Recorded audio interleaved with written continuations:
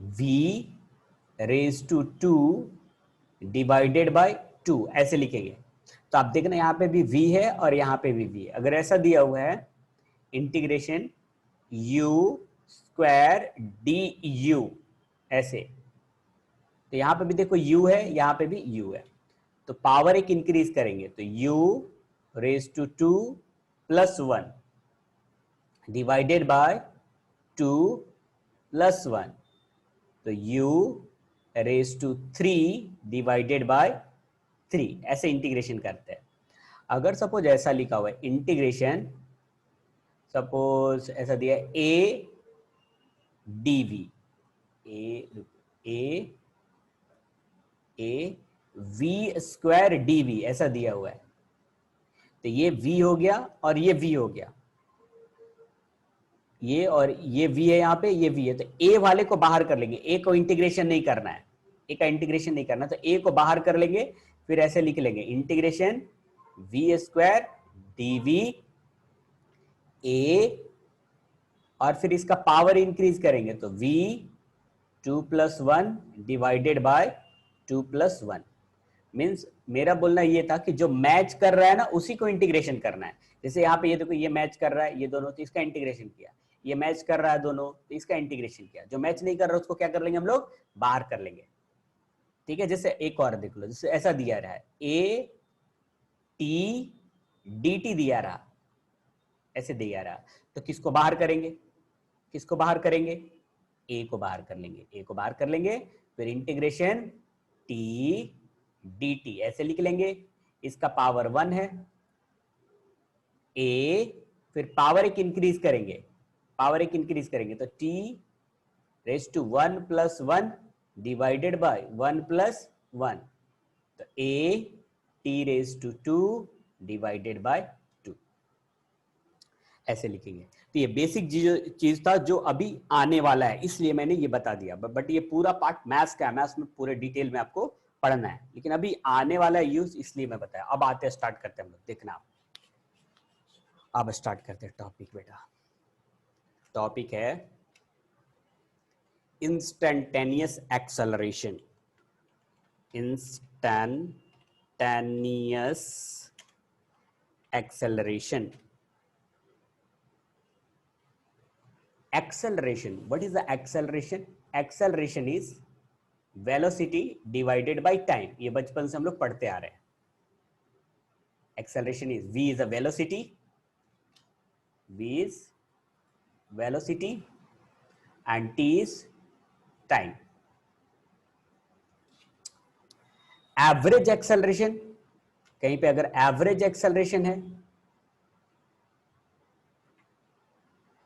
ये motion in plane है सम्मित, motion in plane, a is equal to, अगर एवरेज एक्सेलरेशन, एवरेज एक्सेलरेशन है तो इज इक्वल टू, इसको ऐसे लिखते हैं delta v by delta t, delta v by delta t।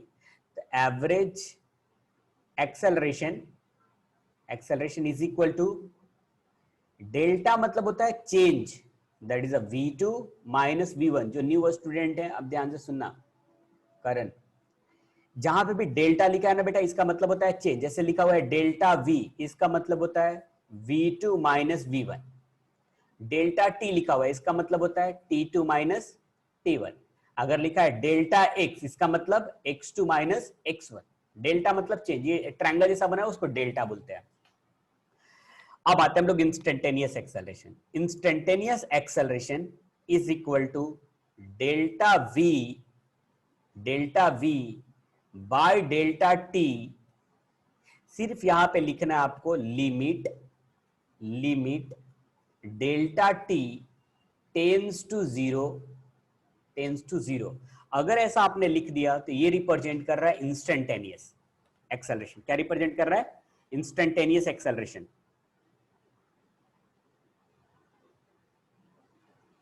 अगर सिर्फ आप ऐसे लिखे हुए a is equal to delta v by delta t लिखा है आपने, तो ये रिप्रेजेंट कर रहा है एवरेज एक्सेलरेशन।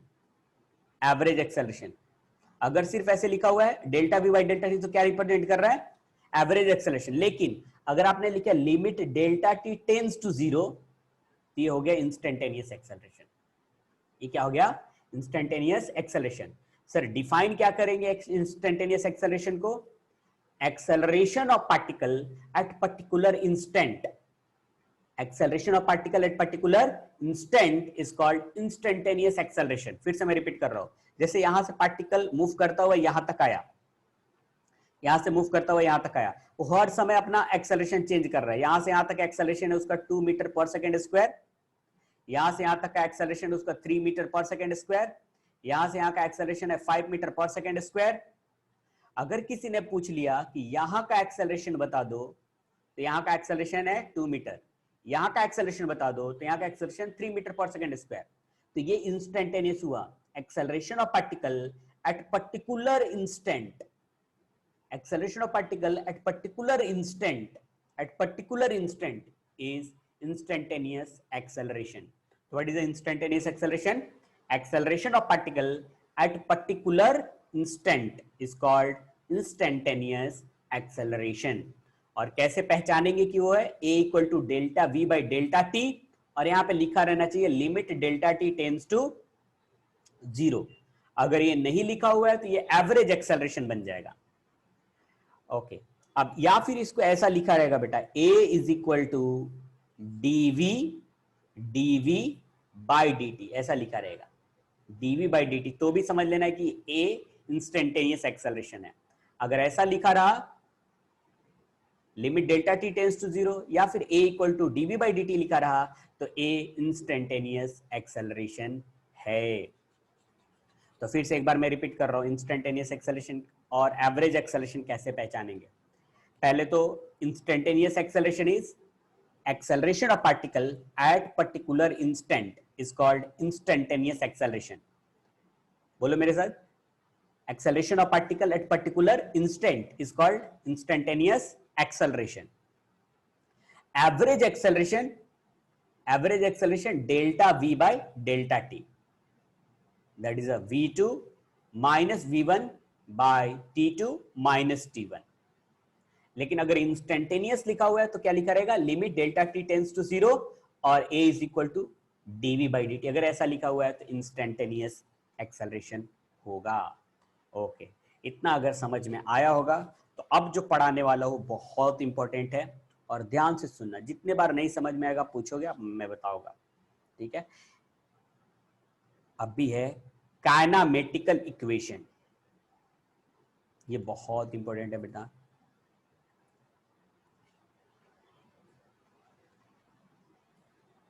आराम से मैं धीरे धीरे पढ़ाऊंगा, कोई प्रॉब्लम जल्दी नहीं है।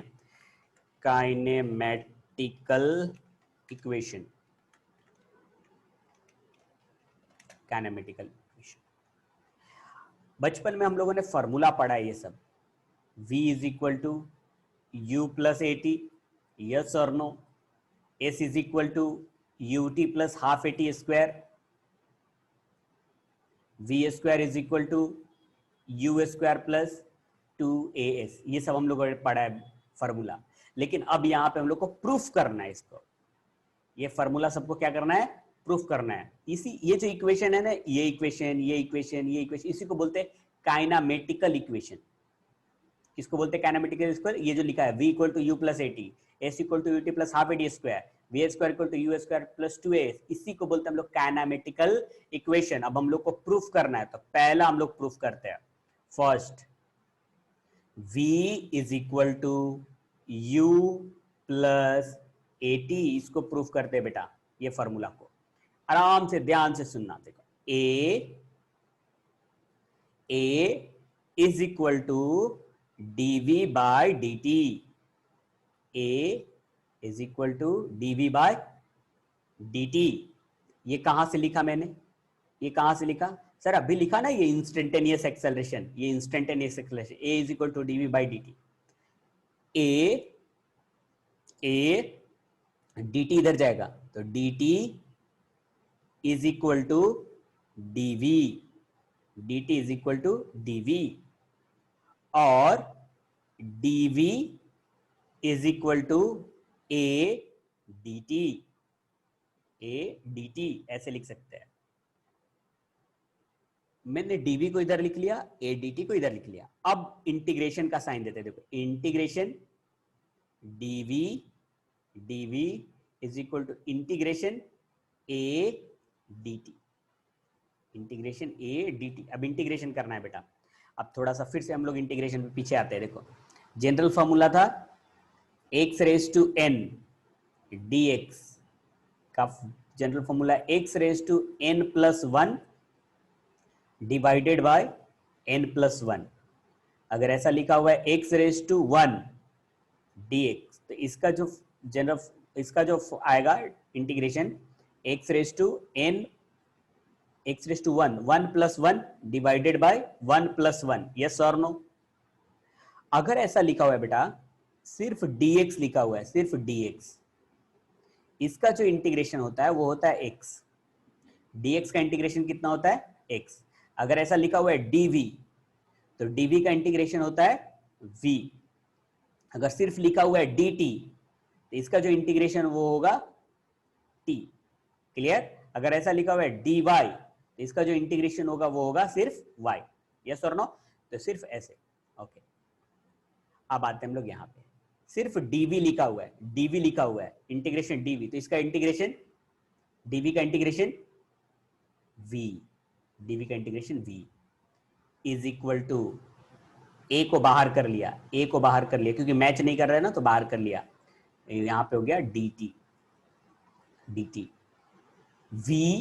v is equal to a dt का इंटीग्रेशन, dt का इंटीग्रेशन t, dt का इंटीग्रेशन t।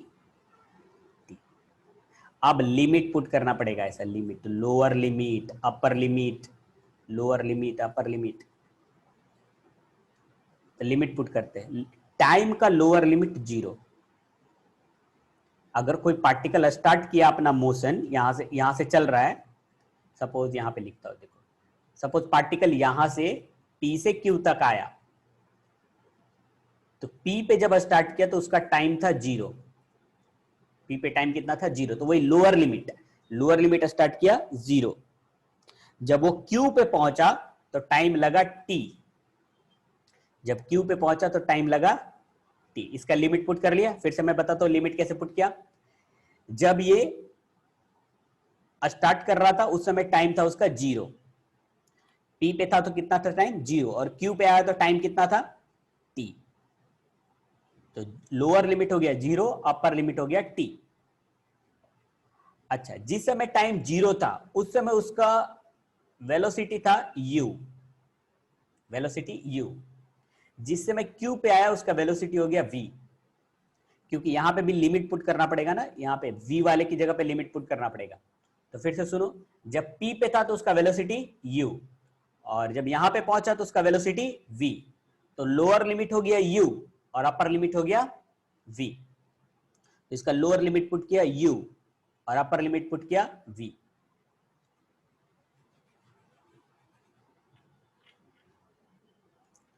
तो पहले हम लोग पुट करते हैं अपर लिमिट, एक स्टेप और यहां पे लिख लेता हूं बेटा, v is equal to a into t, T.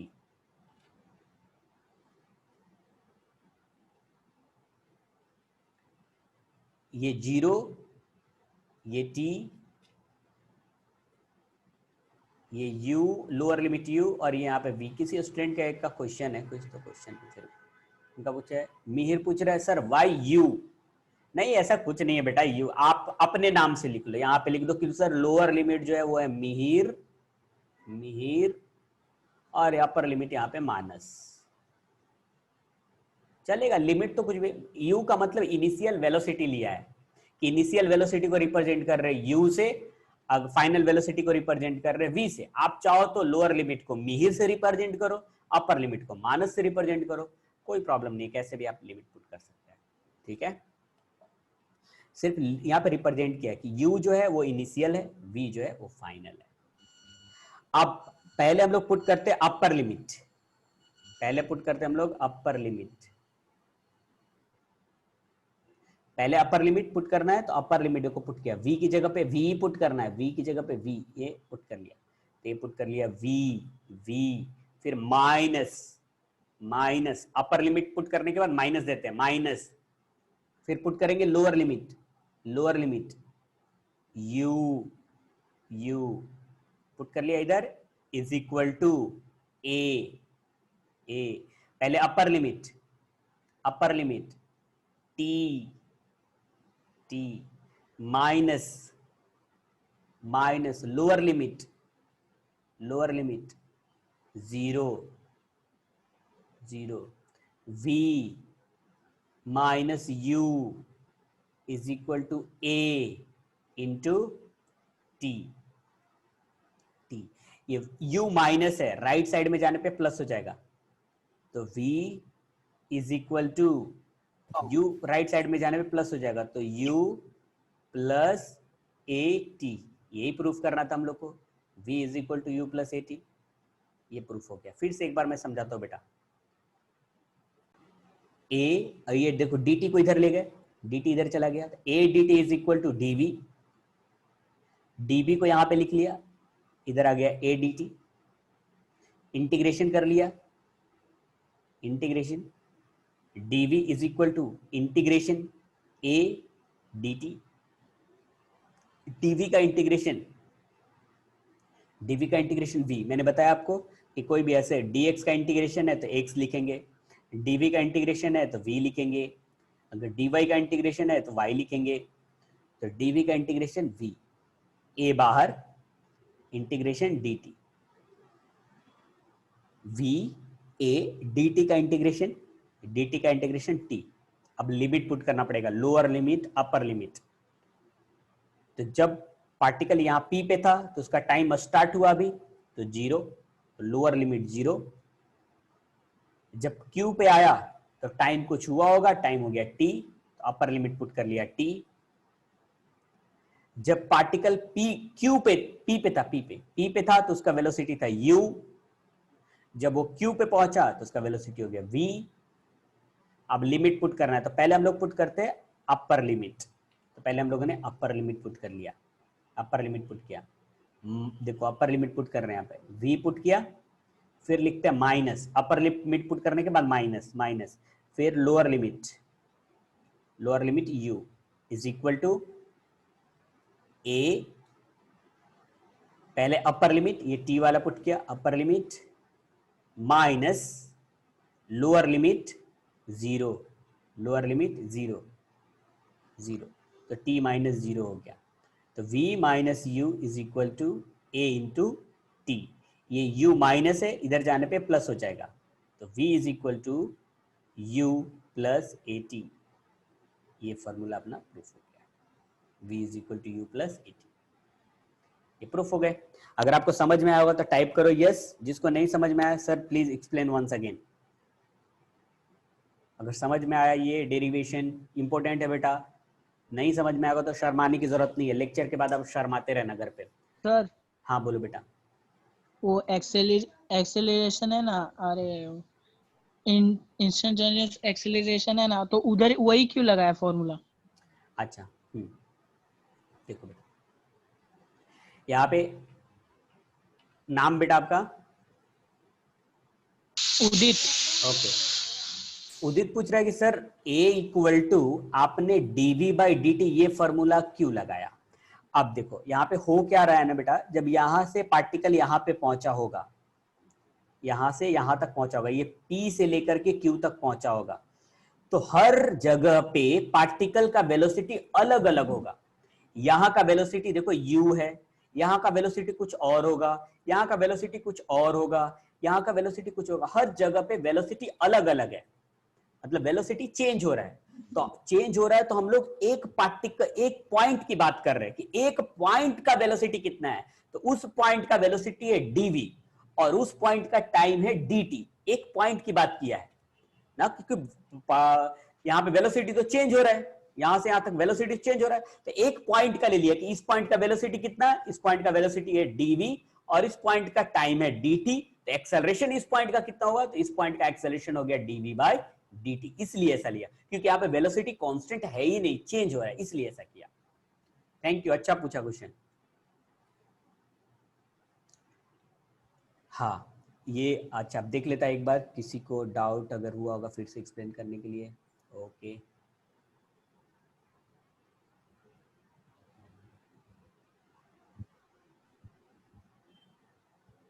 Okay,